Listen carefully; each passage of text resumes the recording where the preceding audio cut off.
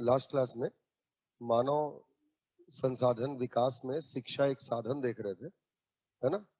और उसमें हम भारत में शिक्षा की स्थिति और शिक्षा की स्थिति से फिर उसको बेहतर करने के लिए अलग अलग नीति, योजनाएं, क्रियान्वयन और संस्थाओं के बारे में देखना है। तो लास्ट क्लास हम लोगों ने नीति पूरी कर ली थी, है ना।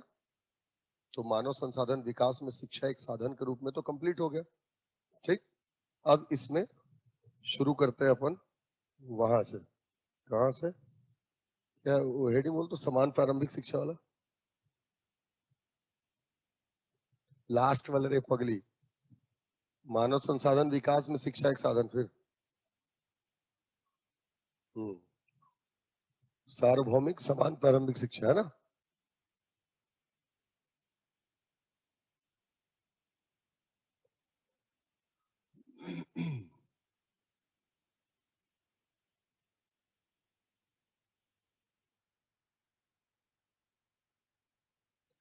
देखिए, सार्वभौमिक समान प्रारंभिक शिक्षा इंग्लिश में बोलेंगे यूनिवर्सल एलिमेंट्री एजुकेशन, है ना।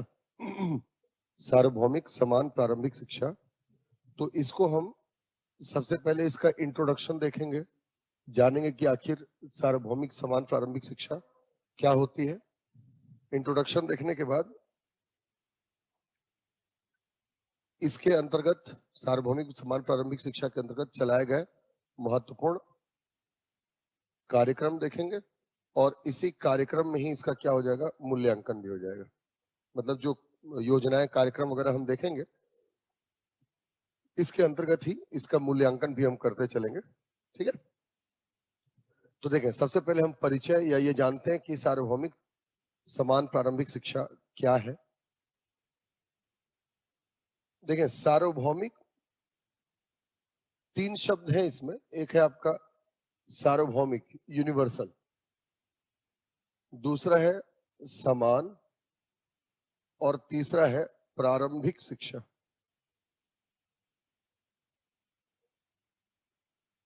एक साथ भी पढ़ सकते हैं, अलग अलग भी पढ़ सकते हैं, ठीक है ना। वैसे इसको यूईई ही बोला जाता है, यूनिवर्सल एलिमेंट्री एजुकेशन। तो सार्वभौमिक जो होगा वो समान भी होगा, है ना। तो सार्वभौमिक समान प्रारंभिक शिक्षा।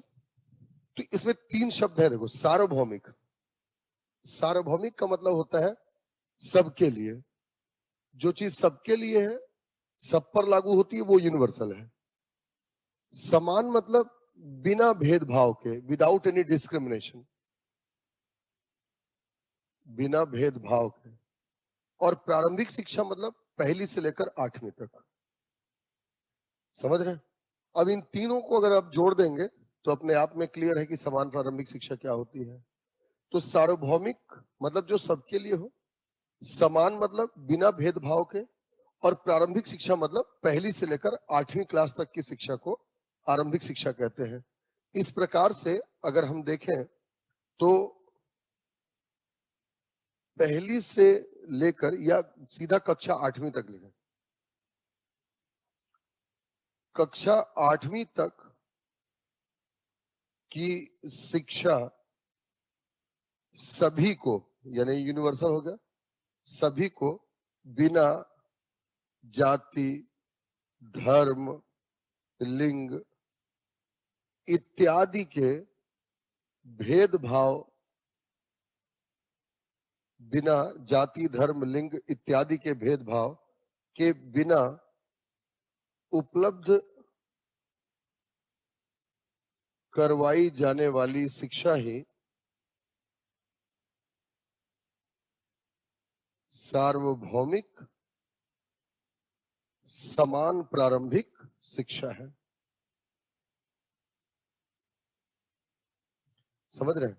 कक्षा 8वीं तक की शिक्षा सभी बच्चों को लिए, सभी बच्चों को बिना जाति, धर्म, लिंग इत्यादि के भेदभाव के उपलब्ध करवाई जाने वाली शिक्षा ही सार्वभौमिक समान प्रारंभिक शिक्षा है। The universal elementary education is, the universal elementary education is offering the education up to class 8th, offering the education up to class 8th without any discrimination on the basis of caste, religion, gender, etc. to all. ठीक है, जब मतलब कक्षा 8वीं तक की शिक्षा जब हम बिना जातिगत धार्मिक भेदभाव के सभी बच्चों को समान रूप से उपलब्ध करवाते हैं तो ये क्या कहलाएगी? आपका यूनिवर्सल एलिमेंट्री एजुकेशन है। याद रखें, वैसे तो सार्वभौमिक शिक्षा की संकल्पना संविधान के अनुच्छेद सार्वभौमिक समान प्रारंभिक शिक्षा, आप शॉर्ट में यूईई लिखते चले, है ना। सार्वभौमिक समान प्रारंभिक शिक्षा की संकल्पना संविधान के अनुच्छेद 45 से परिलक्षित होती है। ठीक है, the concept of UEE is mooted in article 45 of the constitution. ठीक है, the concept of UEE is mooted in article 45 of the Indian constitution. संविधान के अनुच्छेद 45 में इसकी संकल्पना बताई गई है। याद रखें, संविधान का अनुच्छेद 45 क्या बोलता है? 6 से 14 वर्ष तक के बच्चों को निःशुल्क शिक्षा उपलब्ध करवाना सरकार का कर्तव्य होगा, है ना।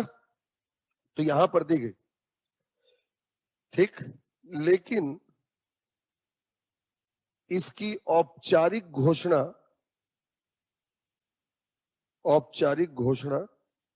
1986 के एनईपी में की गई, but it is officially announced in the NEP of 1986, राष्ट्रीय शिक्षा नीति 1986 में सार्वभौमिक समान प्रारंभिक शिक्षा की घोषणा की गई। ठीक, सार्वभौमिक समान प्रारंभिक शिक्षा की घोषणा 1986 में की गई।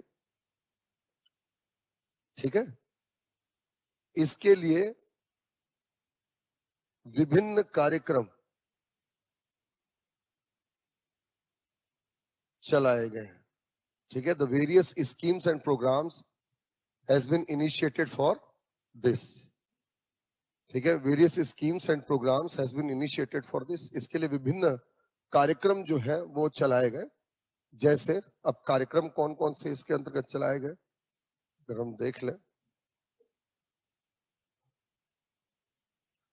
देखें तो इसके अंतर्गत जो कार्यक्रम चलाए गए, नंबर 1 आपका सर्व शिक्षा अभियान। ठीक है ना, सर्व शिक्षा अभियान वर्ष 2000-2001 सर्व शिक्षा अभियान चलाया गया। ठीक है, सर्व शिक्षा अभियान के बाद आपका कस्तूरबा गांधी विद्यालय योजना, कस्तूरबा गांधी विद्यालय योजना वर्ष 2004 और 2007 में इसको सर्व शिक्षा अभियान में ही जोड़ दिया गया वापस से। इसके बाद मध्याह्न भोजन योजना। ठीक है, मध्याह्न भोजन योजना 1995।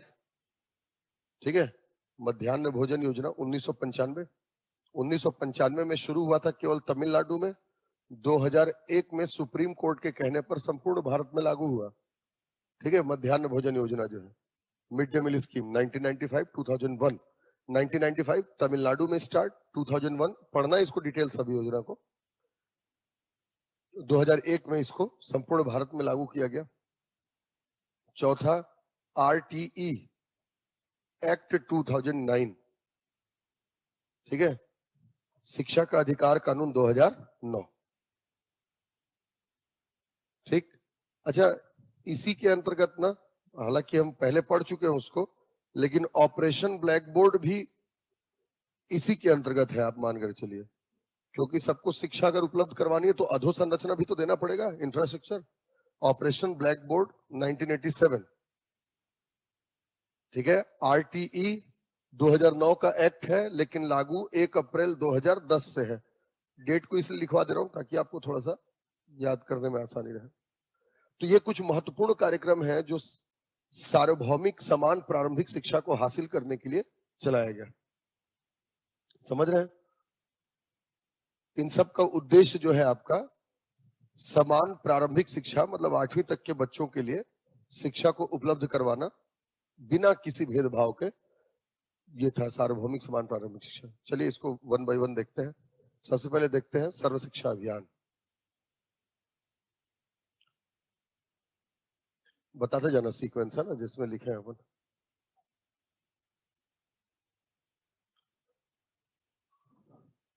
सर्व शिक्षा अभियान, शॉर्ट में इसको SSA कहा गया।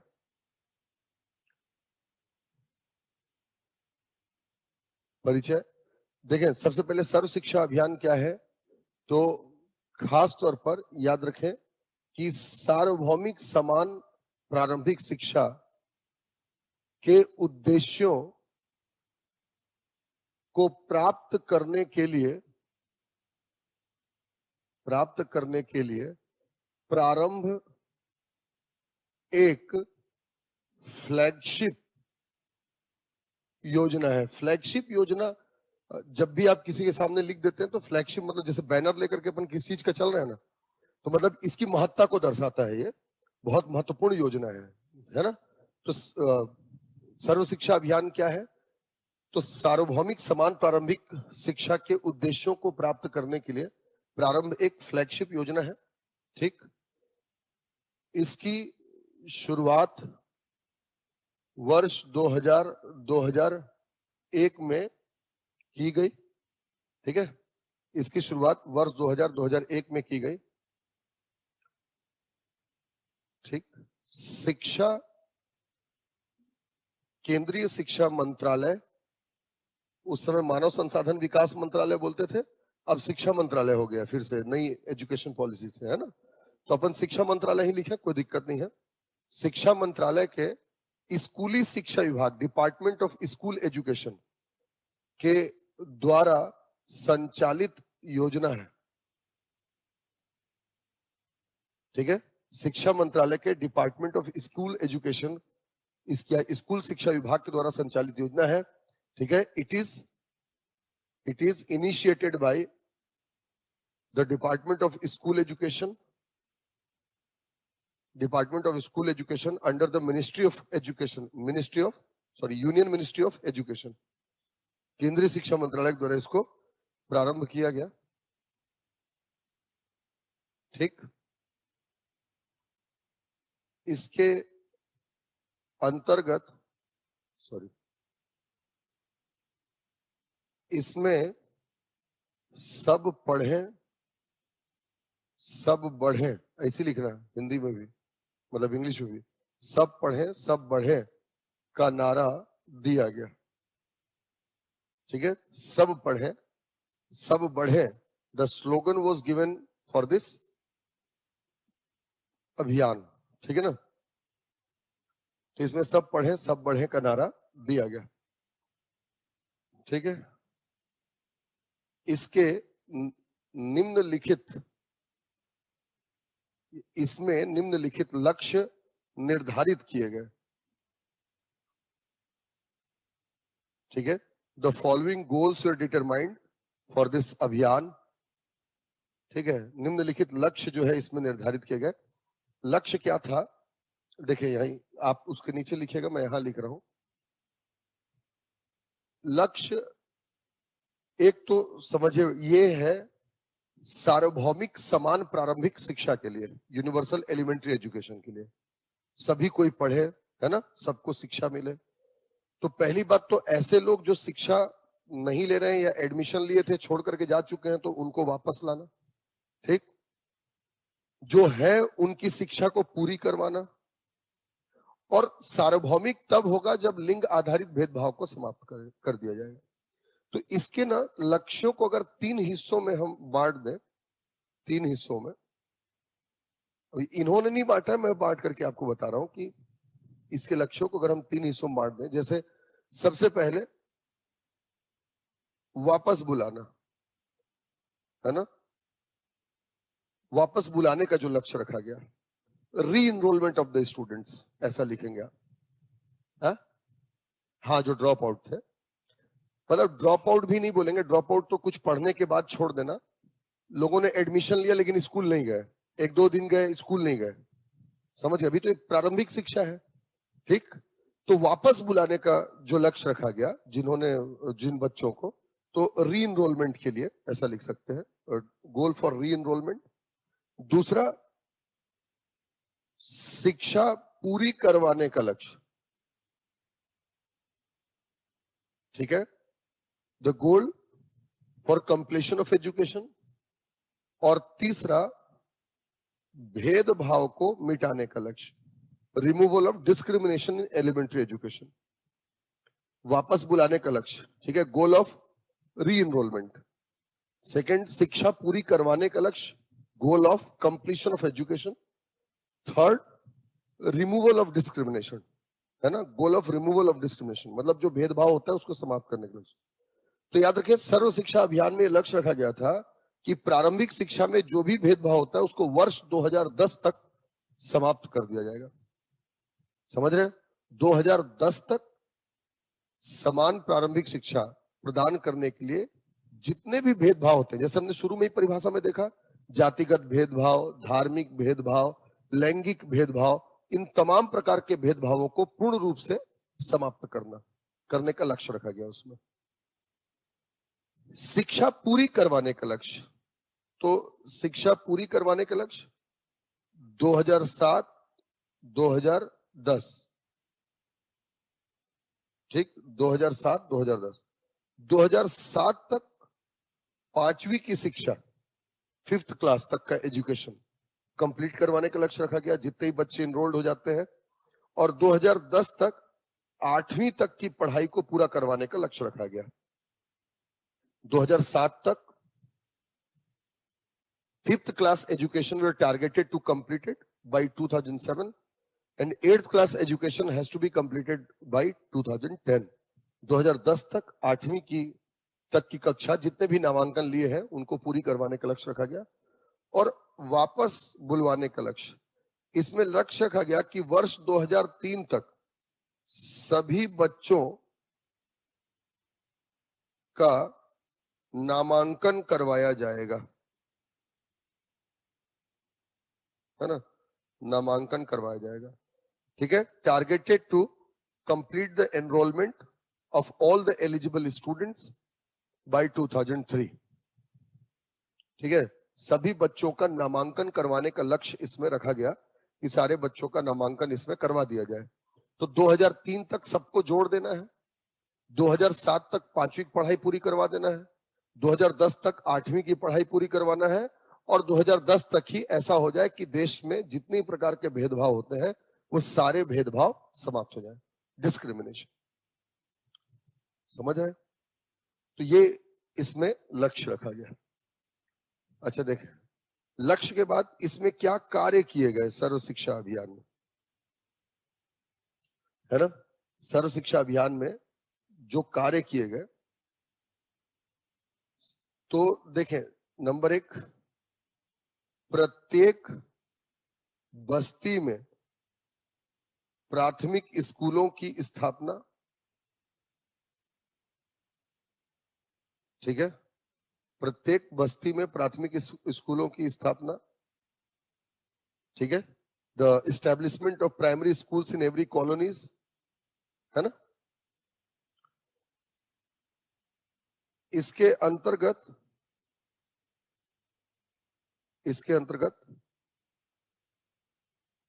1 किलोमीटर ग्रामीण क्षेत्र में 1 किलोमीटर के दायरे में स्कूलों की स्थापना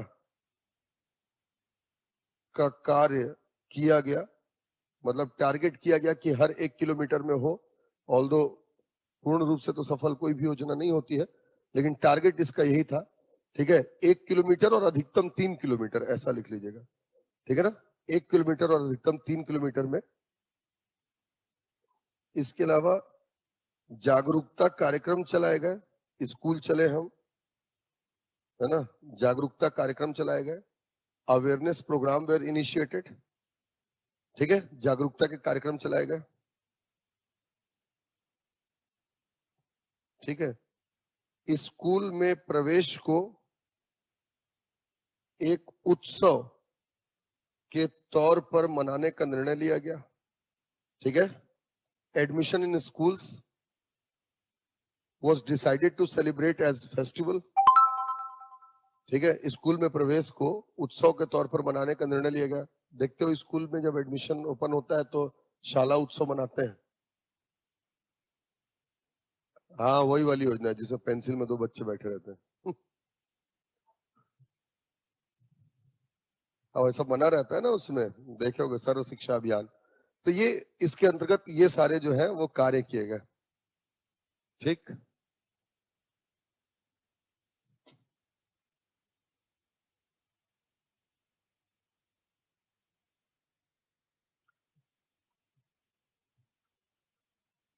ठीक।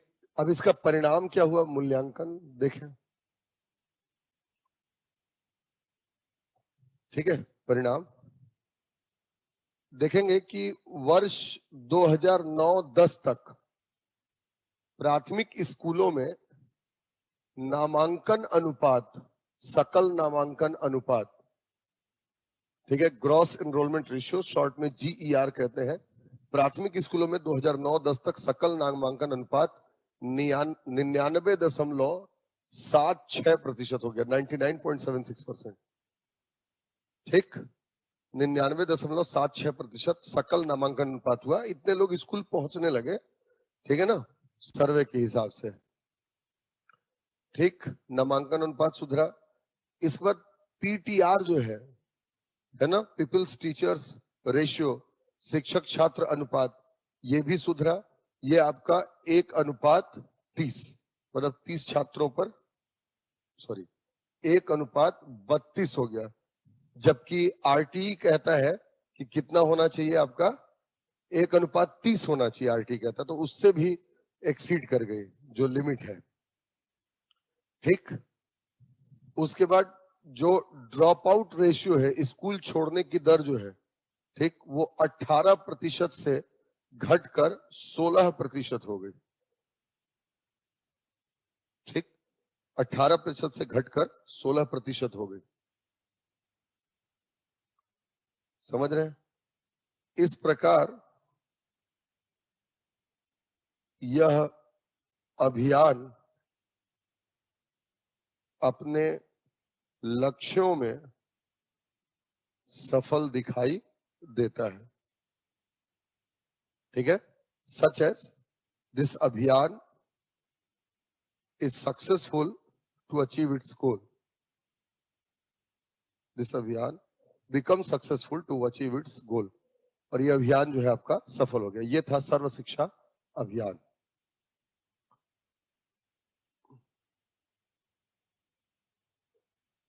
ठीक,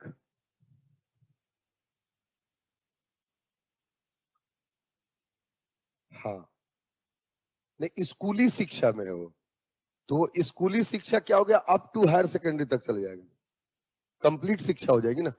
हाँ, और ये किसको अपन टारगेट करें, क्लास 1 में जो एडमिशन में जा रहे हैं। समझे, सर्व शिक्षा अभियान तो वही है ना, प्राथमिक, उसके लिए। हाँ, एडमिशन सारे ले रहे हैं। वो ऊपर चल करके आपका 12वीं होते होते 56 हो जाते हैं, और ऊपर जाकर के 26 हो जाते हैं। वही मतलब बहुत पढ़ लिए ना, 12वीं तक पढ़ लिए मतलब बहुत पढ़ लिए। आधी आबादी को यही लगता है। और कुछ लोग ऐसा है कि मतलब डिग्री लेने के लिए आए हैं, जीवन भर पढ़ते रहते हैं। अब होना जाना कुछ नहीं है ना। और कोई प्लेन ग्रेजुएशन किए और कलेक्टर बन गए। ठीक है, तो ये था सर्व शिक्षा अभियान। उसके बाद अगला कौन सा योजना है बताओ, कस्तूरबा गांधी। हाँ, कस्तूरबा गांधी आवासीय विद्यालय योजना।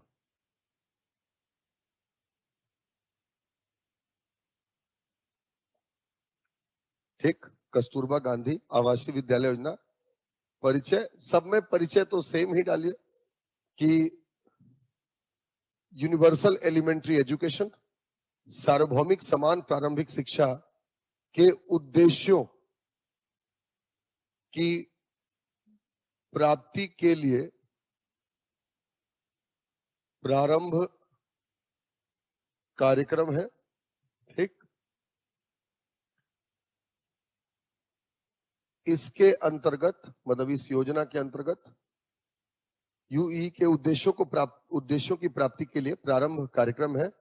It is a programme which were initiated to achieve the goal of UEE, है ना। इसके अंतर्गत आवासीय विद्यालयों की स्थापना किए जाने का प्रावधान है। ठीक है, residential school shall be established under this programme. आवासीय विद्यालयों की स्थापना किए जाने का प्रावधान है। इसकी शुरुआत इसकी शुरुआत 2004 में हुई। इट वेर इनिशिएटेड इन 2004, जबकि वर्ष 2007 में इसे सर्व शिक्षा अभियान में शामिल कर दिया गया। ठीक है, एंड इट वेर मर्ज्ड इन सर्व शिक्षा अभियान इन 2007। 2007 में इसे सर्व शिक्षा अभियान में शामिल कर दिया गया है। ठीक है, इसके अंतर्गत कार्य क्या किए गए, तो नंबर 1 आप देखें कि SC ST एवं SC ST वर्ग की बालिकाओं को आवासीय विद्यालय उपलब्ध करवाया गया। ठीक है ना। अनुसूचित जाति एवं जनजाति वर्ग की बालिकाओं को आवासीय विद्यालय उपलब्ध कराया गया। Residential school is provided to SC and ST girls. ठीक है, residential school are provided to SC and ST girls. विद्यालय उपलब्ध करवाया गया। ठीक है, प्रमुख तौर पर ग्रामीण एवं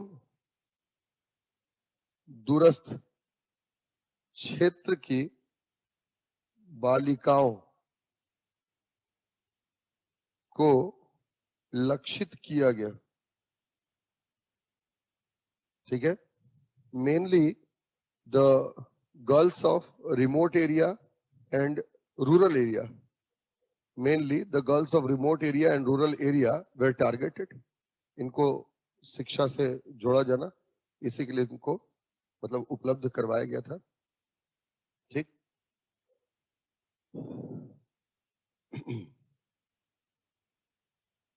ठीक है ना।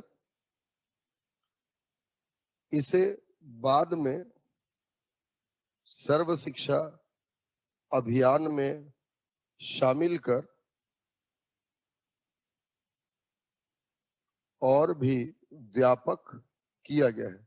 फर्दर इट इज मर्ज इन सर्व शिक्षा अभियान, सर्व शिक्षा अभियान एंड बिकम्स ब्रॉड, और भी बड़ा कर दिया गया आगे चल करके इसको, मतलब इसकी कैपेसिटी वगैरह को बढ़ाया गया। ठीक, तो इसमें ये याद रखना था। और कौन सा है बताओ तो योजना, मध्याह्न भोजन योजना, वो तो जानते ही होगे मध्याह्न भोजन योजना। हाँ? मध्याह्न भोजन योजना नहीं जानते हो? आओ देखो, नहीं खाए हो क्या स्कूल में मध्याह्न भोजन योजना, मिड डे मील स्कीम।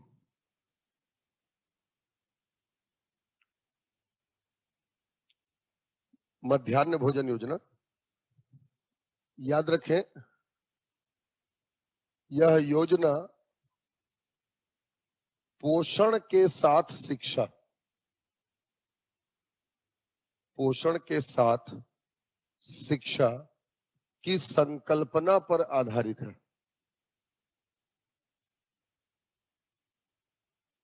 ठीक है, पोषण के साथ शिक्षा की संकल्पना पर आधारित है।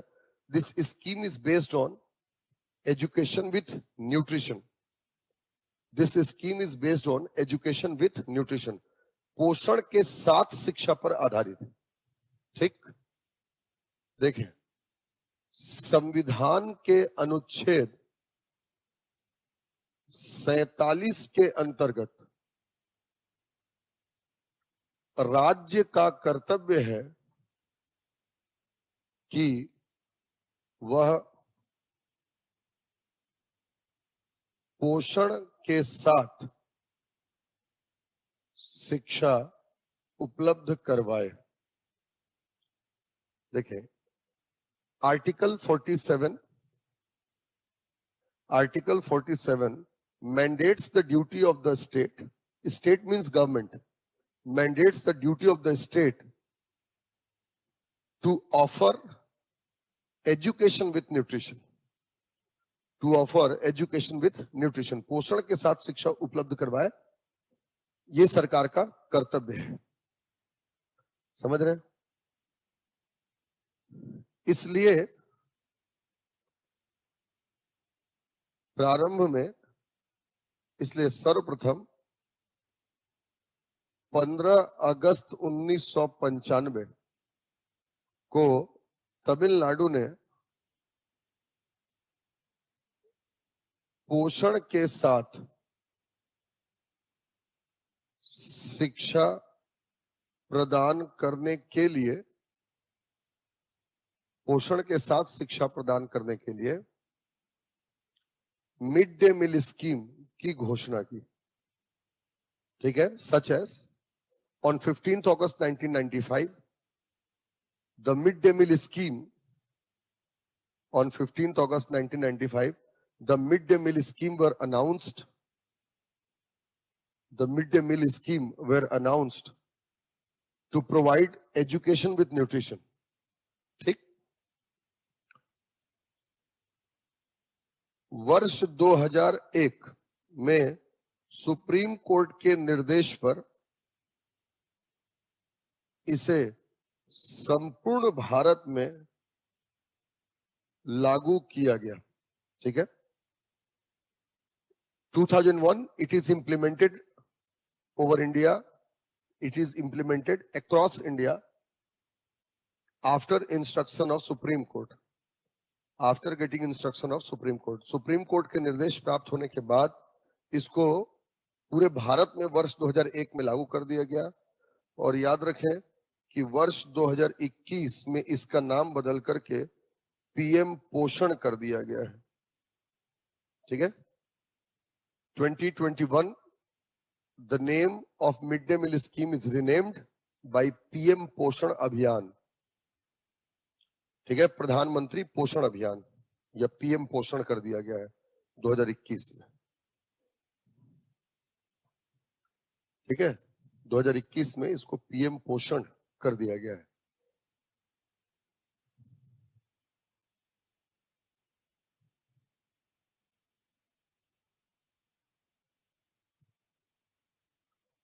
जो सर्व शिक्षा अभियान में आप लोग को लिखवाया हूं ना, मतलब एनरोलमेंट रेशियो इतना, पीटीआर इतना, ये सारी, वो उसको हर जगह आप डाल देना।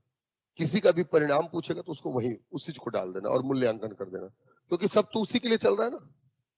कुछ भी चल रहा है तो वही बढ़ेगा। नहीं समझ रहे मेरी बात को? खाने के लिए ही सही बच्चे जाएंगे तो, है ना? नहीं समझ रहे? समझा करो ना। हाँ, जाते हो? हाँ, माँ बाप भी बेचते ना भाई। भाई कुछ नहीं तो खाना ही ले आएगा। हाँ, माँ बाप भी चले जाते हैं, ले बेटा क्या बना है रे आज स्कूल में। तो ये इस तरीके से। ठीक, कार्य क्या क्या किया जाता है इसके अंतर्गत याद रखें। प्रारंभ में अनाज, सूखा अनाज दिए जाने की व्यवस्था थी। ठीक है, initially the only grains were offered. ठीक है, initially the only grains were offered, अनाज बस दिया जाता था। लेकिन वर्ष 2004 से पका हुआ भोजन दिया जाता है, ठीक है।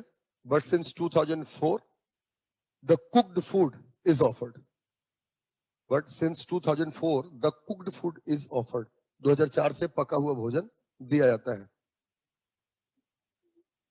ठीक। याद रखें, इसमें एक वर्ष में कम से कम 200 दिन भोजन देना आवश्यक है, ठीक है। 200 days in a year providing food is mandatory। एक वर्ष में 200 दिन इसके अंतर्गत अनाज उपलब्ध करवाना अनिवार्य है। 365 दिन में 200 दिन तो देंगे, संडे फंडे काट करके 52-53 तो संडे ही हो जाएगा, ठीक है। ये सब काट करके मतलब 200 दिन तो देंगे ही, मिनिमम है ये 200 डेज, ठीक। इसमें 4 दिन चावल आधारित एवं 2 दिन गेहूं आधारित भोजन देना आवश्यक है। मतलब 4 दिन चावल आधारित मतलब भात मिलेगा, रोटी या दलिया, गेहूं आधारित मतलब दलिया उलिया भी मिल सकता है। दलिया गेहूं का बनता है, ये जानते हो कि नहीं जानते? दलिया देखे हो? दलिया दाल दाल हाँ, गेहूं का रहता है। ओ माय गॉड, जौ का रहता है। जौ का तो ओट्स बोलते हैं। जी जी, मैं दिन रात खाने वाला, मेरे को नहीं पता, मेरे को सिखा रही है। भात हम नहीं खाते हैं,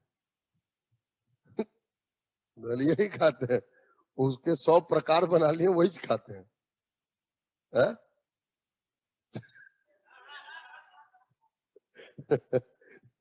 नहीं सर, सुपाच्य है ना, सुपाच्य। चावल खाओ तो एकदम माथा भारी लगता है, ऐसे लगेगा मतलब।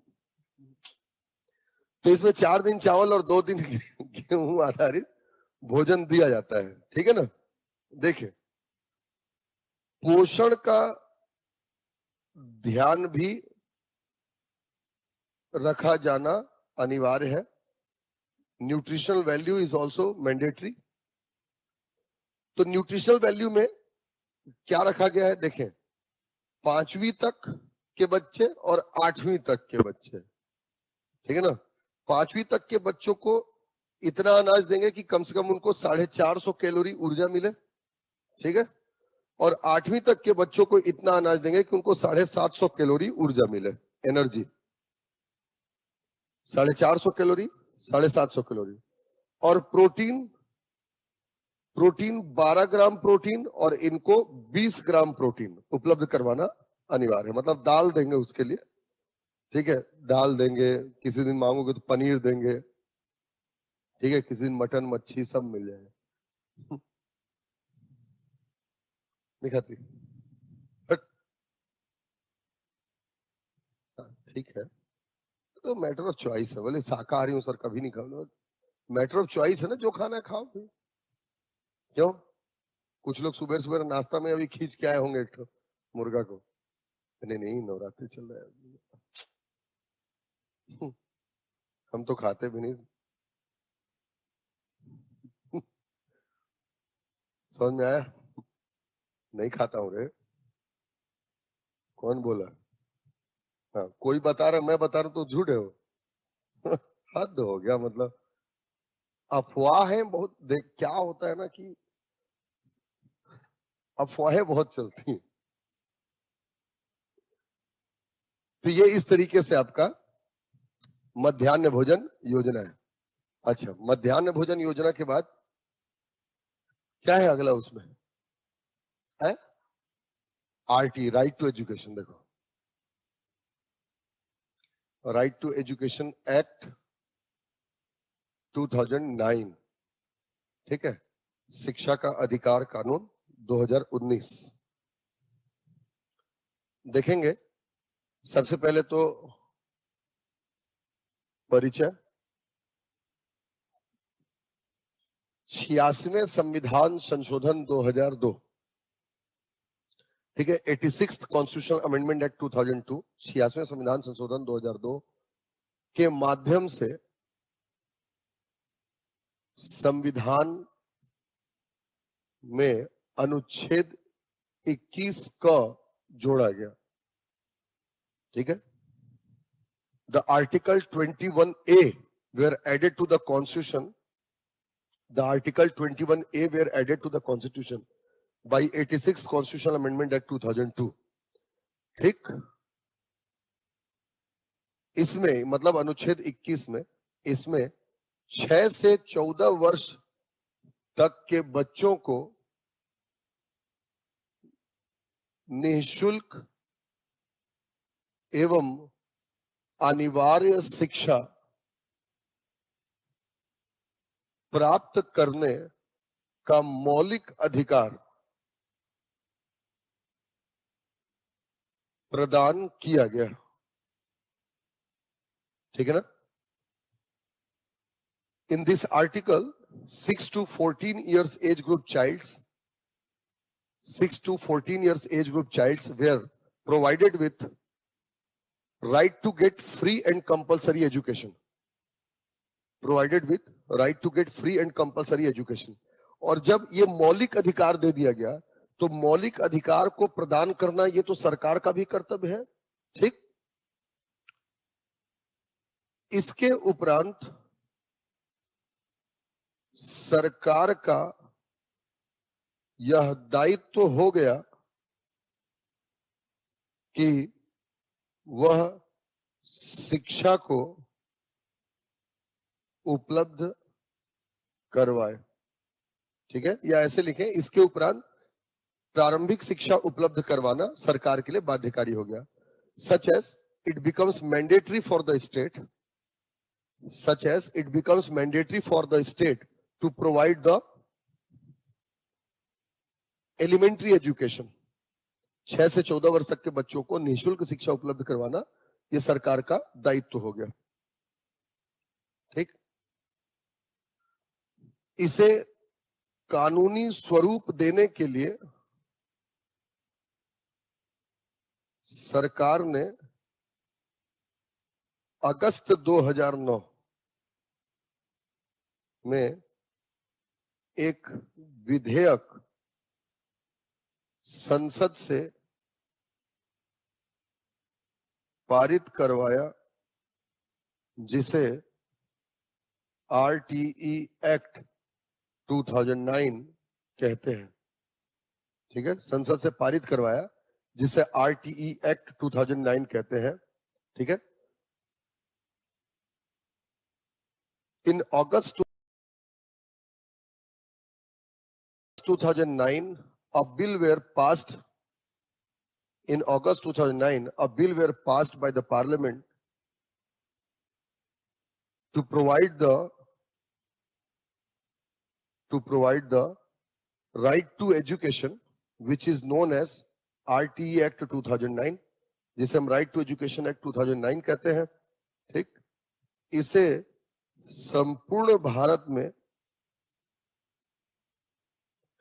1 अप्रैल 2010 से लागू किया गया and it has been implemented across India from 1 April 2010। इसे संपूर्ण भारत में 1 अप्रैल 2010 से लागू कर दिया गया। ठीक है, since 1 April 2010 it were implemented across India. संपूर्ण भारत में 2010 में इसको लागू कर दिया गया। तो ये इसका इंट्रोडक्शन था। इसके महत्वपूर्ण प्रावधान अगर देखें हम तो ये एक्ट है, तो इसके प्रावधान देख लेते हैं। सबसे पहली बात इसमें जो रखा गया है वो ये है कि निजी स्कूलों में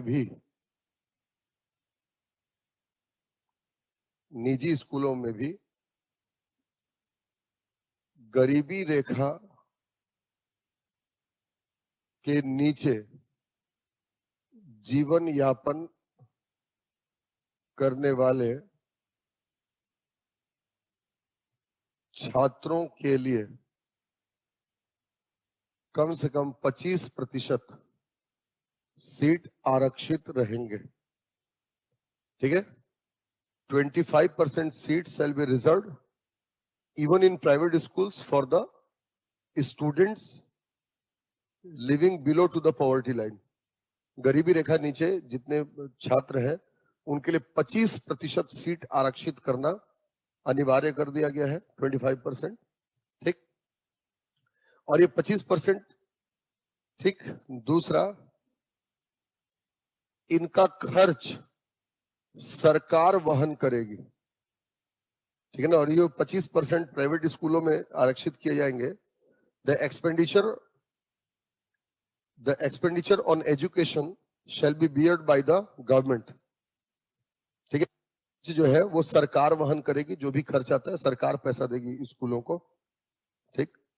तीसरा, इसमें पीटीआर को जो प्राथमिक शिक्षा है, प्राथमिक मतलब 5वीं तक, और जो उच्च प्राथमिक शिक्षा है, पीटीआर 1:30 मतलब 30 बच्चों पर 1, और अपर प्राइमरी के लिए आपका 1:35 है, मतलब 35 छात्रों पर कम से कम 1 होना चाहिए टीचर।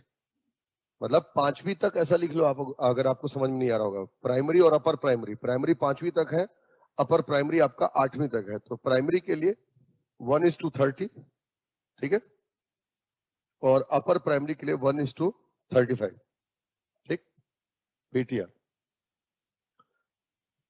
चौथा, सार्वभौमिक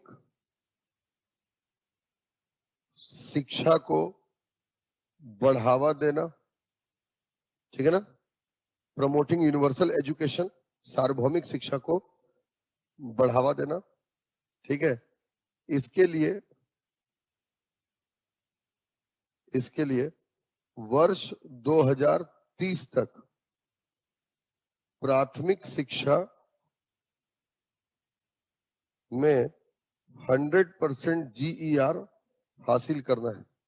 सार्वभौमिक शिक्षा को बढ़ावा देना, और इसके लिए वर्ष 2030 तक 100% सकल नामांकन अनुपात को हासिल करना। तो हासिल हो ही जाएगा, ठीक है ना। तो ये सब इसके अंतर्गत कुछ प्रावधान है। निःशुल्क पाठ्य पुस्तक देना, ये सब अपने को उससे कोई मतलब नहीं, हमारा मेन ये था, ठीक है ना। अच्छा, जैसे आरटी का मूल्यांकन कीजिए 2009 का, अगर बोल देगा तो मूल्यांकन कीजिए, बोल देगा तो आरटी 2009 का। हाँ, नहीं मूल्यांकन करने बोल देगा तो लिख लोगे कि नहीं, कि उसको भी लिखाना पड़ेगा। मूल्यांकन करिए का मतलब सीधा सीधा ना, अभी कहां तक पहुंची है चीजें, मतलब कितनी सफल हुई, कितनी असफल हुई। तो इसका मूल्यांकन कैसे करेंगे कि आप देखो कि इसमें 25% सीटें जो है गरीबी रेखा के नीचे वालों के लिए रखने के लिए कहा गया था। सर्व शिक्षा अभियान में लक्ष्य कहां तक था, 2010 तक था ना। तो उन्हीं सारी चीजों को मिलाकर क्या कर देंगे, आप यहां पर भी लिख देंगे, मूल्यांकन कर देंगे। नहीं बनेगा? लिखो मूल्यांकन, लिखो। अरे आरटीई का मूल्यांकन लिखेंगे।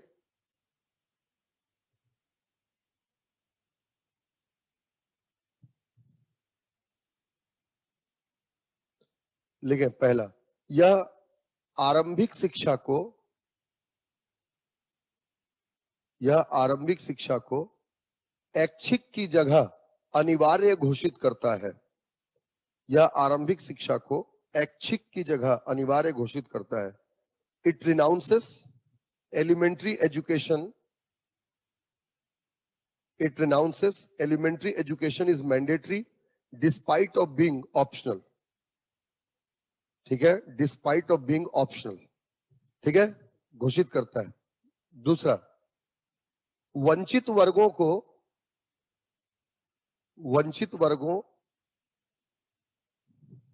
वर्गों एवं आर्थिक रूप से कमजोर वर्गों के लिए, आर्थिक रूप से कमजोर वर्ग के लोगों के लिए, मतलब छात्रों के लिए, लोगों की जगह छात्रों के लिए निःशुल्क शिक्षा की व्यवस्था करता है, ठीक है। It provision free education for the student of free education for the student of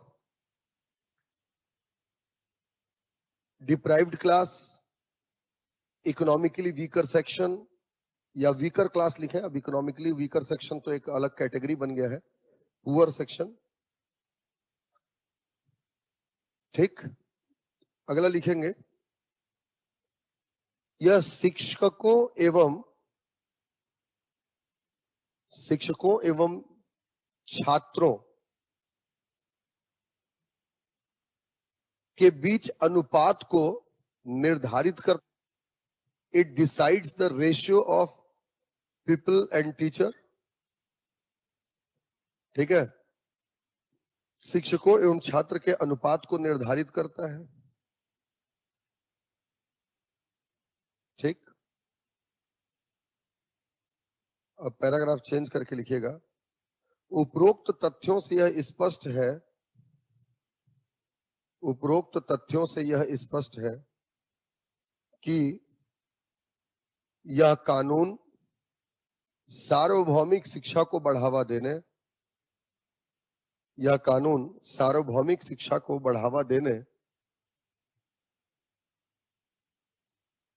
में अत्यंत कारगर सिद्ध हुआ है. It is very clear with the above fact that RT 2009 is effective. It is very clear with the above fact that RT 2009 is very effective to provide the elementary education or to universalize the elementary education. ठीक है. कानून है तो इसके negative में जाकर के हमको कुछ बोलना है नहीं. तो ये समझ में आया. उसके बाद अगला ऑपरेशन ब्लैक बोर्ड है ना, तो ऑपरेशन ब्लैक बोर्ड तो पढ़ चुके हैं. ठीक. ये और अगर मान लो पूछ दे कि प्रारंभिक शिक्षा जो हम पूरा पढ़ा ना, एक समान प्रारंभिक शिक्षा, तो प्रारंभिक शिक्षा क्या है ये हमने देखा. उसके लिए क्या क्या कार्यक्रम चलाएगा ये देखा. अब मूल्यांकन पूछ देगा तो सर्व शिक्षा अभियान में जो हमने हासिल किया है उसको लिख देना है. समान प्रारंभिक शिक्षा के अंतर्गत वही है ना, तो सर्व शिक्षा अभियान में हमने जो हासिल किया है उसको हमको लिख देना है. ठीक. फाइनेंशियल चैलेंजेस, इसमें पहला लिखेंगे, भारत की लगभग एक तिहाई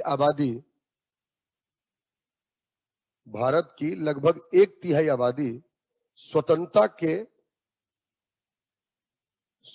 के हीरक जयंती के पश्चात भी, स्वतंत्रता के हीरक जयंती 75 वर्ष, हीरक जयंती के पश्चात भी गरीबी रेखा के नीचे जीवन यापन कर रही है. ठीक है.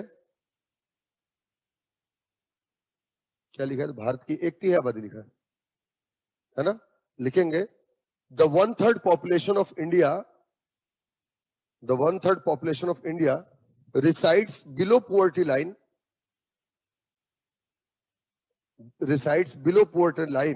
even after we had already celebrated the diamond jubilee. ठीक. समझ रहे हैं. 25 में रजत जयंती, 50 में गोल्डन और 75 में हीरक, 100 में प्लेटिनम. ठीक है ना. ठीक. अर्थात लिखेंगे, अर्थात यह आबादी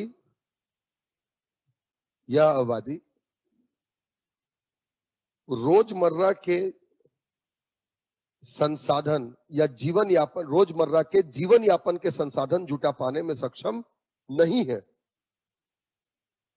रोजमर्रा के जीवन यापन के संसाधन जुटा पाने में सक्षम नहीं है. ठीक है. ऐसे में इनका शिक्षा की ओर केंद्रित होना मुश्किल दिखाई देता है. ठीक है ना. such as these population are even not able to even not able to feed themselves, even not able to feed themselves, and hoping to focus on education, and hoping on education, hoping for focus on education can be a wrong one. मतलब गलत है, इनसे उम्मीद करो। खाने के लिए नहीं मिल रहा है, भूखे पेट कोई बोलेगा तो पढ़ पाओगे क्या? एक आध दिन पढ़ भी लोगे फास्टिंग डाइटिंग के नाम पर। डेली च ना मिले, श्रीलंका की स्थिति देख रहे हो, पूछ सकता है। कोरोना काल और विश्व की चरमराई अर्थव्यवस्था। समझ में आया क्या हालत हो गया? देख रहे हो, सुने हो कि नहीं सुने श्रीलंका की? सोचो तो कैसे देश को चला रहे हैं। 1-2 करोड़ की आबादी वाला देश है, उससे बड़ा तुम्हारा छत्तीसगढ़ आबादी में। फाइनेंशियल इमरजेंसी लगा है ना, इमरजेंसी तो लगाना ही पड़ेगा। क्या स्थिति है सोचो। खैर, दूसरा लिखो, इसी में आर्थिक चुनौती में ही दूसरा लिखेगा। तो ये तो जनता की तरफ से हो गया। दूसरा स्टेक होल्डर कौन है एजुकेशन के लिए? गवर्नमेंट है। लिखेंगे इसमें, भारत एक विकासशील देश है, India is a developing nation. Bharat एक विकासशील देश है, ठीक। इसके समक्ष भी आर्थिक चुनौतियां बनी रहती है। It has also the financial crisis. इसके समक्ष भी आर्थिक चुनौतियां बनी रहती हैं। It has also the financial crisis. 1986 में 6% के लक्ष्य को वर्ष 2022 तक प्राप्त नहीं किया जा सका है, ठीक है। The target of 6% decided in 1986, the target of 6% decided in 1986 even not achieved by 2022। 1986 में 6% व्यय के लक्ष्य को 2022 में भी प्राप्त नहीं किया जा सका है। ये सब आर्थिक चुनौतियां हैं, देखो, ठीक। दूसरा लिखेंगे, सामाजिक चुनौतियां, सोशल चैलेंजेस, सामाजिक चुनौतियां। तो इसमें लिखेंगे नंबर 1 गरीबी बेरोजगारी, ठीक है। नंबर 1 गरीबी बेरोजगारी, ठीक। गरीबी बेरोजगारी अपने आप में चुनौती, उसको क्या एक्सप्लेन करना, ठीक है ना। अच्छा, यहीं से एक चीज मेरे को थोड़ा सा ध्यान में आया। ये जो हमने वो कंप्लीट किया था ना, नियोजिता एवं उत्पादकता। तो नियोजिता मतलब हो तो उत्पादकता आएगी, लेकिन नियोजिता कम हो तो क्या बढ़ेगी? बेरोजगारी। तो बेरोजगारी भी अपने को पता होनी चाहिए। तो खैर इकोनॉमिक्स में पढ़ेंगे अपन वो सारी चीजों को।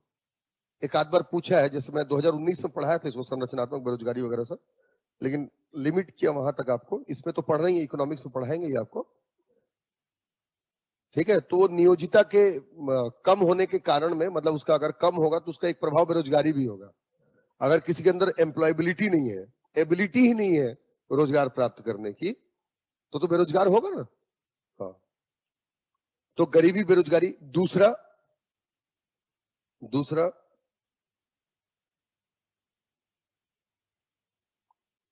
संस्कृति, है ना। गरीबी बेरोजगारी संस्कृति, मतलब काम नहीं करना है, ये वाली संस्कृति, है ना। ऐसा होता है ना कई कल्चर में, लेकिन हमको तो कोई रोजगार नहीं करना है, मतलब घर में बैठेंगे, इतना खेत है तो क्या करेंगे बाहर जाकर के, ठीक है ना। तो या संस्कृति कॉमा डाल करके या ब्रैकेट में लिखिएगा पलायन ना करने की प्रवृत्ति, ठीक है। Not having attitude of migration, मतलब कार्य करने जाने के लिए उनके अंदर वही नहीं है ना। तो ये सामाजिक अवरोध के अंतर्गत आ जाएगा, कल्चरल बैरियर्स हैं ये सब, ठीक है। अगला लिखो राजनीतिक, राजनीतिक चुनौतियां।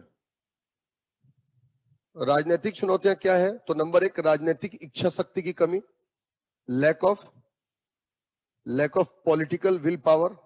राजनीतिक इच्छा शक्ति की कमी।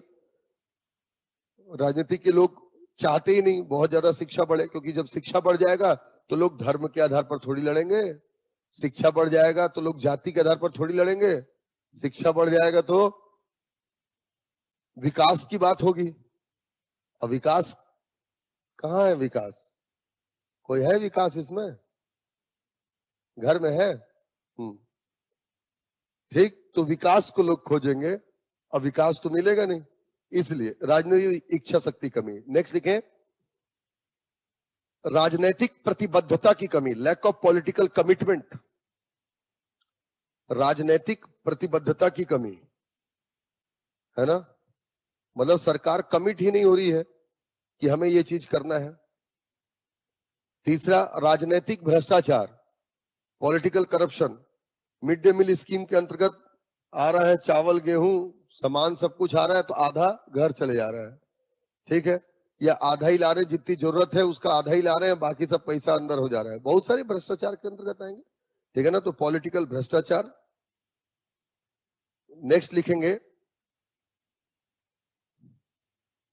दल देश केंद्रित ना होकर के दल केंद्रित होना, ठीक है, देश केंद्रित ना होकर के दल केंद्रित होना। Being party centred, party centric, being party centric despite of nation centric, ठीक है, दल केंद्रित होकर के होना, देश केंद्रित ना होना।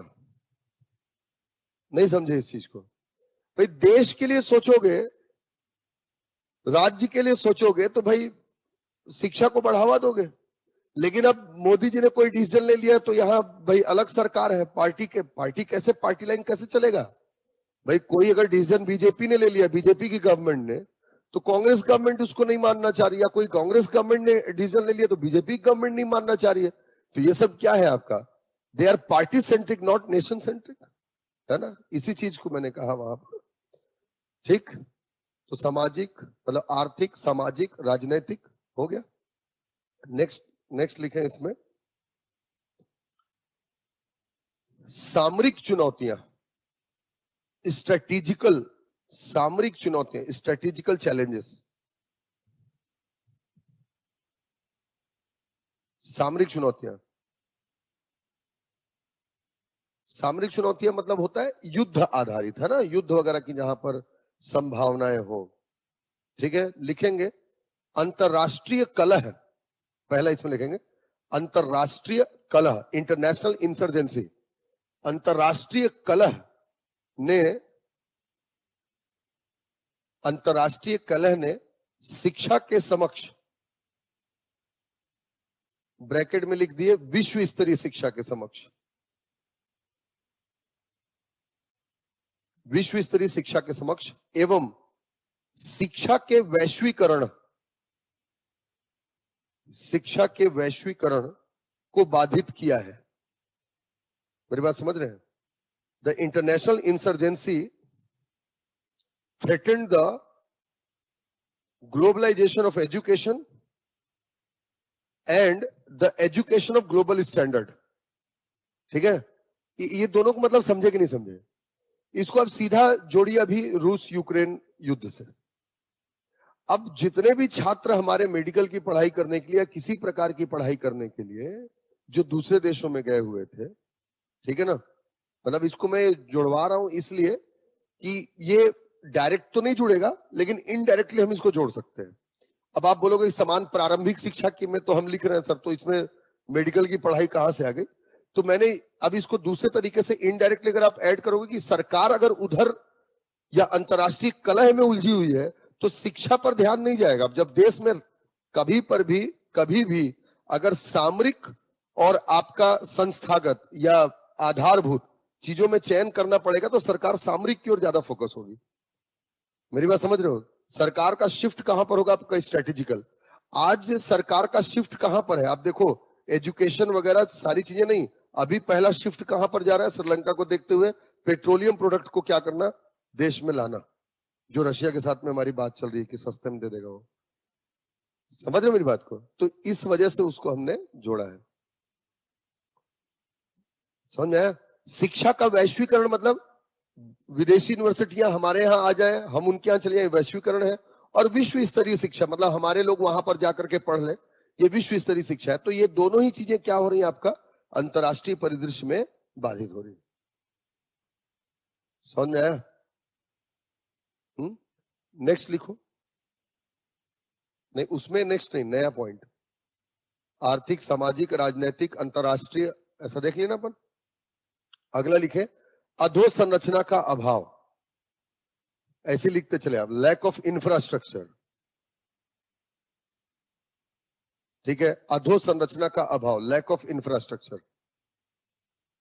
भाई अभी भी हमने ऑपरेशन ब्लैक बोर्ड में संशोधन भी किया है, तो 3 रूम 3 टीचर, यही तो किया है ना। और पहली से 5वीं तक की कक्षा कितनी है?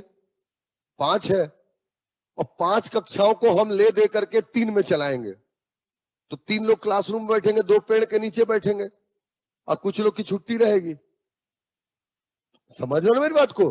तो अभी भी हमारा टारगेट क्या है? जो एक्चुअल इंफ्रास्ट्रक्चर से उससे तो बहुत पीछे चल रहे हैं अपन। तो अधोसंरचना का अभाव। समझ में आया? अगला लिखो, अगला अगला अगला। ठीक है, जागरूकता की कमी, लैक ऑफ अवेयरनेस। शिक्षा को लेकर के आधे लोग जागरूक भी नहीं है। ठीक है, लैक ऑफ अवेयरनेस। शिक्षकों में शैक्षणिक कौशल का निम्न दर, शिक्षकों में शैक्षणिक कौशल का निम्न दर, लो टीचिंग स्किल्स इन टीचर।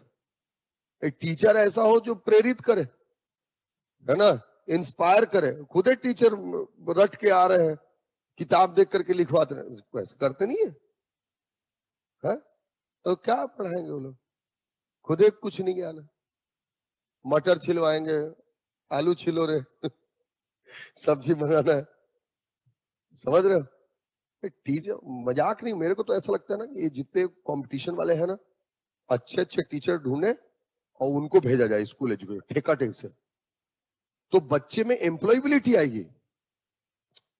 आप ही सोचो, मान लो जैसे हम सब तो भैया 6वीं 12वीं सब पढ़े ना, मोस्टली लोग एनसीईआरटी में भी पढ़े होंगे, फिर भी हम वही चीज को अभी इधर आके पढ़ रहे हैं। भाई आईएएस की तैयारी आप करने जा रहे हो, सिविल सर्विसेज की, पहला आपको कहा जाता है आप 6वीं 12वीं तक एनसीईआरटी पढ़ो। क्यों अलग से पढ़ेंगे? भाई 6वीं 12वीं तो हम पढ़ क्या रहे ना। अगर वो टीचर पढ़ाए जो सिविल सर्विसेज की तैयारी करवा रहा है, हमको बोलो पढ़ाने, पॉलिटी हम पढ़ाते हैं, इकोनॉमी हम पढ़ाते हैं, क्या अप्रोच नहीं डेवलप होगा बताओ? लेकिन कौन लोग पढ़ा रहे हैं परीक्षा को? जो खुद एक परीक्षा पास करके टीचर बने। समझ रहे हो? श्रमदान वगैरह करवाना चाहिए। जितने IAS IPS deputy collector DSP बनते हैं ना, उन्हीं लोगों में से कुछ की ड्यूटी लगानी। चुनाव में ड्यूटी लगाते हैं ना, वैसी ड्यूटी क्यों नहीं लगाते? करना ही चाहिए, करना ही, क्योंकि पढ़ाई तब तक नहीं सुधरेगी जब तक उसका उद्देश्य रटना और परीक्षा पास करना है। मैं अभी देख रहा हूं, देखो मतलब ये एमए का एग्जाम जो मतलब बहुत सारे स्टूडेंट भरते हैं, तो मान लो तो आप लोग तो तैयारी करने वाले लोग हो, है ना। कोई भी व्यक्ति जाकर के एमए का एग्जाम दे रहा है, पीजी कर ले रहा है, उसको होश हवास नहीं। पॉलिटिकल साइंस में पीजी है और ये नहीं पता कि संविधान क्या होता है, अंतरराष्ट्रीय संबंध क्या होता है, लोकतंत्र और गणतंत्र में बुनियादी डिफरेंस नहीं जानते। पीजी इन पॉलिटिकल साइंस, है ना। तो उसमें बदलाव होना चाहिए। मतलब शिक्षा नीति जो लाई गई बहुत अच्छा कदम उठाएगा, व्यवसायिकता लाएंगे, लेकिन वो लाने वाला कौन है? भाई बच्चों को मोटिवेट कौन, इंस्पायर कौन करेगा? जो पढ़ाने वाला है वो है ना। और खुद रट के आ रहा हो तो खुद ही आधा टेंशन में है, अरे यार भूल जाऊंगा तो कहां। अब आजकल तो नया एक तो पद्धति आ गया, वो डिजिटल बोर्ड, वो लिखा रहता है सब। भाई ऐसे पढ़ा बताए, क्या मेहनत करना पड़ता है भाई, उसके लिए पढ़ना पड़ता है एक टीचर को ऐसे में। और डिजिटल बोर्ड में तो पता है सब लिखा हुआ है, मार्क्स देना है वहां जाकर के, जहां कुछ भूले, हाँ देखो ये है, उसी को अंडरलाइन करते रहेंगे। कोई टीचिंग है? वो टीचिंग स्किल है, बिना किताब देखे पढ़ाओ, इसका मतलब टीचर खुद पढ़ के आया है, मेहनत करके आया है। मैं तुम लोग बता रहा हूं बेटा, जब ये पेपर 7 जुड़ा ना, तो ये तो सबके लिए नया था। तो हम लोग की मीटिंग हुई, हमारे बोर्ड ऑफ डायरेक्टर्स की हम लोग की, तो बात हुआ कि किसी वकील को दे देंगे पढ़ाने के लिए। 2-4 वकील को हम बुलवाए कोचिंग में, मतलब जो पहचान के, तो उनको बोले पढ़ाओ। हम लोग बैठे, मैं पुलिस में था, मुझे पता है कानून के बारे में। हम बैठे, पटेल सर बैठे, हम लोग सब कोई, वो क्या पढ़ा रहे तो समझ ही में नहीं आ रहा, हमें नहीं समझ में आ रहा। मैं बोला रहने दीजिए सर, मैं पढ़ाता हूँ। अब फिर मैं पढ़ना शुरू किया। मेरे नोट्स आप देखोगे तो मैं खुद पूरा बेयर एक्ट पढ़ा, पूरा बेयर एक्ट, एक सेक्शन नहीं छोड़ता था, एक भी सेक्शन नहीं। 2019 वगैरह में जो पढ़ाया, फिर तो एग्जाम को देखते हुए आदमी थोड़ा सा मोल्ड करता है। तीन कॉपी बनाता था, 3 कॉपी। यहाँ आने के पहले कम से कम 6-7 घंटे पढ़ता था, रात भर पढ़ता था, अगले दिन आके पढ़ाता था। क्यों? क्योंकि अपने को वो काम नहीं करना है। जब हम किसी चीज को समझेंगे तब तो, भाई सिंपल सी बात है ना, आपको पढ़ाने के लिए कोई भी चीज नहीं आएगी तो क्या मैं मतलब प्रोग्रामिंग थोड़ी है कि जो नहीं आएगा तू टीचर है फट से अपडेट हो जाएगा, पोस्ट हो जाएगा दिमाग, ऐसा तो नहीं, पढ़ना पड़ेगा ना। और आजकल कितना आसान है, देखो ये बोर्ड में लिखे रहते हैं, ये अंडरलाइन, ये इंपॉर्टेंट है, 2005-6 ये इंपॉर्टेंट है, इस पर फोकस करना है, उसको हटा दो तो वो खुद ही भूल जाएगा। समझो ना, तो अंदर से कॉन्फिडेंस आता है यार। और जब आपको पता है, मैं आपको बता रहा हूं, मैं जब 2019 में पढ़ाना शुरू किया तो मतलब अच्छे पोस्ट में सब इंस्पेक्टर है, पुलिस में है, कहीं कहीं है, वो लोग भी अटेंड करने आए। तो जो कॉन्सेप्ट हमने बताया वो उनको भी नहीं पता था। तो मेहनत किए ना वो इतना। मेरी कॉपी देखो, ये मोटी कॉपी बनाया, 3 कॉपी पढ़ाने की। मेहनत करते हैं, मेहनत करना पड़ेगा यार, हर विषय में मेहनत करना पड़ेगा। तो आदमी जब तक पढ़ेगा नहीं, और इतनी इजी, इतनी लचर व्यवस्था है ना। वो आरटी में एक और डाल देना तो मेरे दिल से निकल रहा है वो नो डिटेंशन पॉलिसी भी है उसमें ना, नो डिटेंशन। 8वीं तक प्रमोट करना है सबको, और वो दुनिया की सबसे बेकार चीज। हाँ मतलब, अच्छा सोचो तो हम लोग कैसे परेशान रहते थे भाई जब पढ़ते थे तो। मां कसम, 5वीं क्लास है, 5वीं बोर्ड, 8वीं बोर्ड, यहाँ 8वीं तक तो टेंशन ही नहीं है। तो आप उम्मीद क्या कर रहे हो भाई, बेस ही आपका खत्म है ना। नो डिटेंशन पॉलिसी उसमें अपनाया गया है, पहली से लेकर 8वीं तक के बच्चों क्या करना है, प्रमोट करना है। मतलब तुम लोग का बात होता होगा ना मोदी जी से, तो मेरी बात पहुंचा देना कसम से। फ्री ऑफ कॉस्ट मैं चाहता हूं मेरे पूरे स्कूल में बुलाया जाए, मैथ्स से लेकर मतलब जो भी सब्जेक्ट बोल दिया जाए। हाँ एकदम।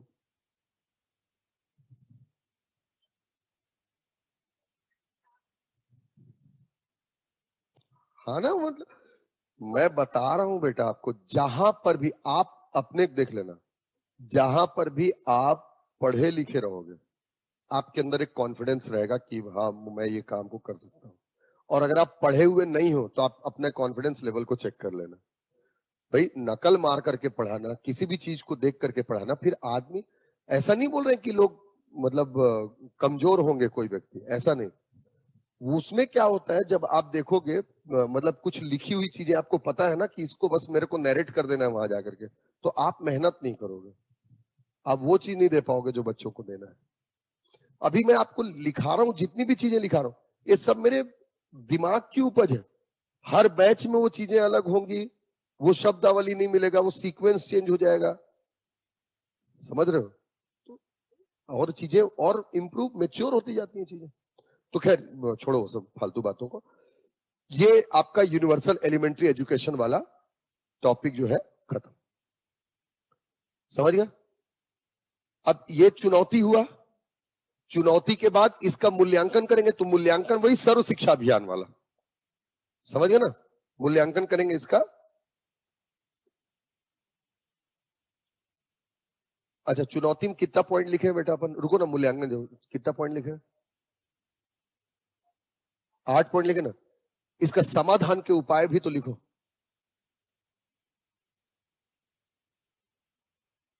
समाधान के उपाय। अच्छा, जिस सीक्वेंस में लिखाते गया हूं, आर्थिक चुनौती है ना, आर्थिक चुनौती, तो समाधान के उपाय लिखिए। पहला आर्थिक समाधान, वैसे डालो उसको, काउंटर करते हैं वैसे। और देखो आर्थिक समाधान। अच्छा देखो, आर्थिक चुनौती में हमने 2 चीजें लिखा है। एक तो लोगों के पास पैसा नहीं है, एक सरकार के पास पैसा नहीं है। तो सरकार के पास पैसा नहीं है, तो जब सड़क बन सकती है पीपीपी मॉडल से, तो शिक्षा क्यों नहीं चल सकता पीपीपी मॉडल से? बताओ, समझ रहे हो? तो लिखो पहला। देखने वाला भी अगर पूछ देगा तुम लोग यही सब लिख दोगे ना, तो बोलेगा मां कसम क्रांतिकारी आदमी है वो। नहीं है ना बेटा, अभी निजी स्कूल चल रहे हैं, सरकारी स्कूल चल रहे हैं, समझ में बात, और सेमी गवर्नमेंट चल रहे हैं, लेकिन पीपीपी मॉडल एक अलग चीज है बेटा, समझ रहे हो? अभी आप सेपरेट या तो प्राइवेट देख रहे हो, या सेपरेट आप क्या देख रहे हो, आपका गवर्नमेंट देख रहे हो, या आप सेमी गवर्नमेंट देख रहे हो। तो सेमी गवर्नमेंट में भी मालिक कौन है? 51% स्टेक किसके पास है? सरकार के पास में। प्राइवेट सेक्टर्स केवल प्रॉफिट अर्न कर रहे हैं, समझ रहे हो? लेकिन तब मजा आएगा जब 50-50% के दोनों स्टेक होल्डर होंगे। तो कंपटीशन कौन लाएगा? आपका प्राइवेट। और कंपटीशन को मैनेज मतलब सस्ता कौन करेगा? गवर्नमेंट है।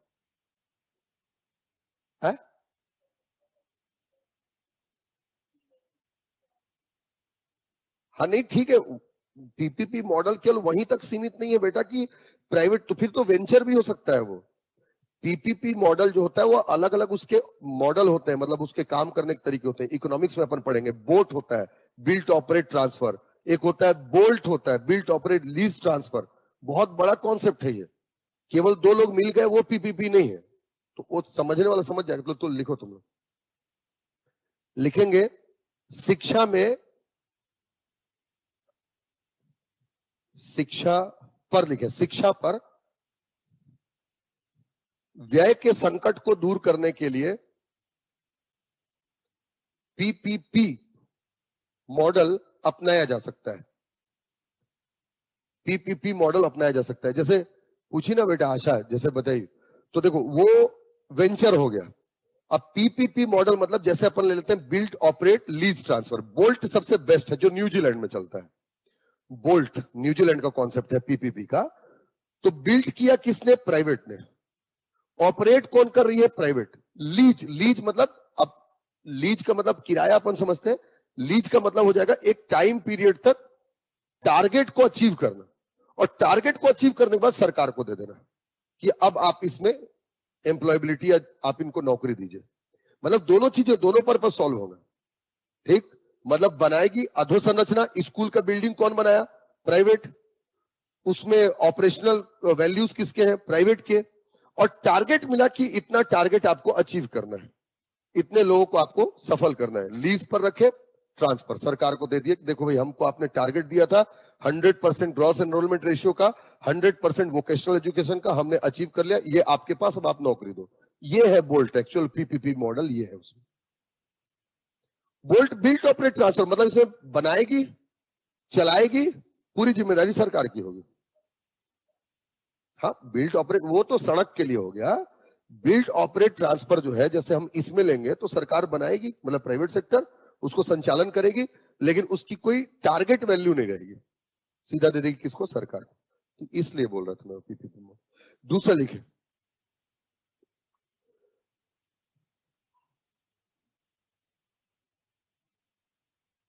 हाँ हाँ हाँ, उसी को तो लिखने जा रहे हैं ना अपन। लिखेंगे अगला, अभिभावकों के, अभिभावकों के लिए रोजगार की व्यवस्था करना। पहली बात तो उनके सामने अगर रोजगार का संकट नहीं होगा तो बच्चों को स्कूल भेजेंगे, रोजगार की व्यवस्था करना। दूसरा, इसी में लिखेगा, निजी शिक्षण संस्थानों, निजी शिक्षण संस्थानों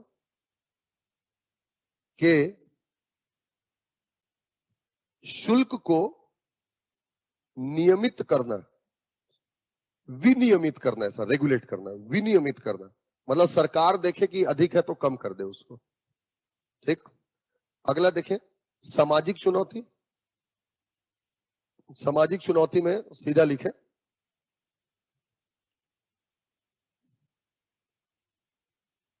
लिखेंगे ग्रामीण क्षेत्रों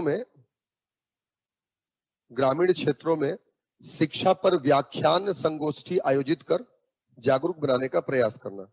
ग्रामीण क्षेत्रों में शिक्षा पर व्याख्यान संगोष्ठी आयोजित कर जागरूक बनाने का प्रयास करना। ठीक है। by conducting various seminars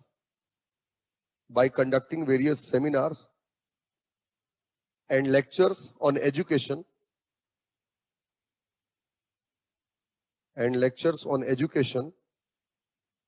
in the rural areas,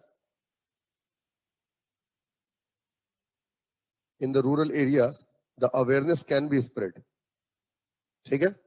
next लिखे, राजनीतिक समाधान, पॉलिटिकल रिफॉर्म।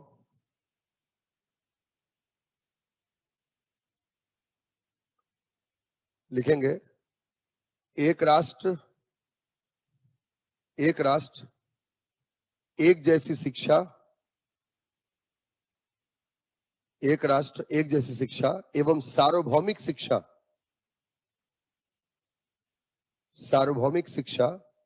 को राजनीति के एक लक्ष्य के रूप में घोषित करना।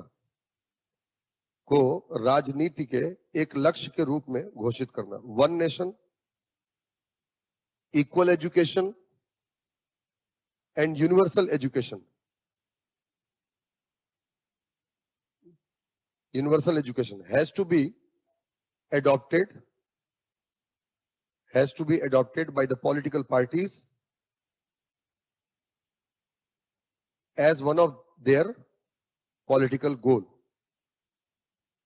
ठीक है, समझ रहे हो? नेक्स्ट लिखेंगे अंतरराष्ट्रीय समाधान, शिक्षा पर वैश्विक सहयोग प्राप्त करना। ठीक है, अचीविंग द इंटरनेशनल कोऑपरेशन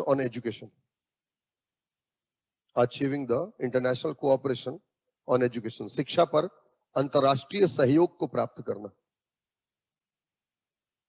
ठीक। अब इसके बाद लिख देना आप मूल्यांकन, वहां वाला सर्व शिक्षा अभियान वाला, और ये हो जाएगा खत्म। ठीक है, चलिए गुड नाइट।